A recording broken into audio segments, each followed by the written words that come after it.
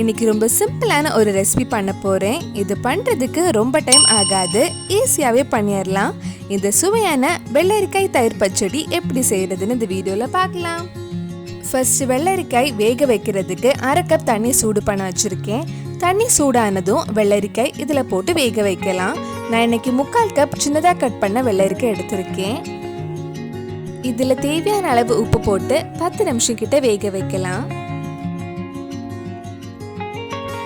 வெள்ளரிக்காய் வேகிற டைமில் கொஞ்சம் தேங்காய் பச்சை மிளகாய் அரைச்சி எடுக்க போகிறேன்.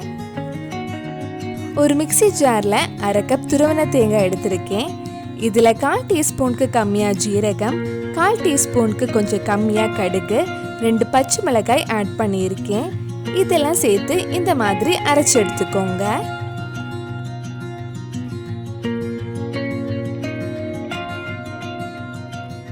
வெள்ளரிக்காய் கொஞ்சம் வெந்திருக்கு.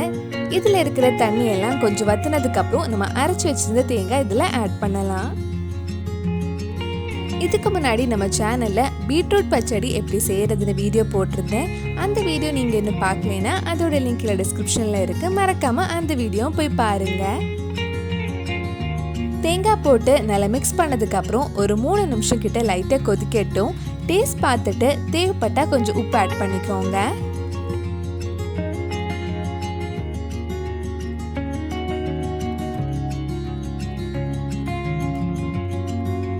இது கொதிச்சதுக்கு அப்புறம் ஆஃப் பண்ணிட்டு கொஞ்சம் நேரம் ஆற வைக்கலாம்.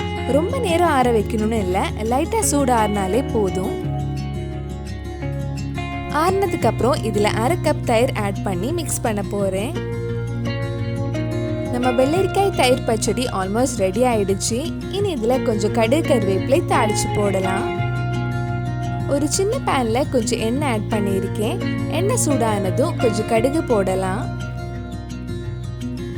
கடுகு வெடிச்சதுக்கு அப்புறம் இதில் 2 காஞ்ச மிளகாயும் கொஞ்சம் கருவேப்பிலையும் போட்டு நம்ம தயிர் பச்சடியில் போட்டுடலாம். இதெல்லாம் சேர்த்து மிக்ஸ் பண்ணால் நம்ம டேஸ்டியான வெள்ளரிக்காய் தயிர் பச்சடி ரெடி ஆகிடும்.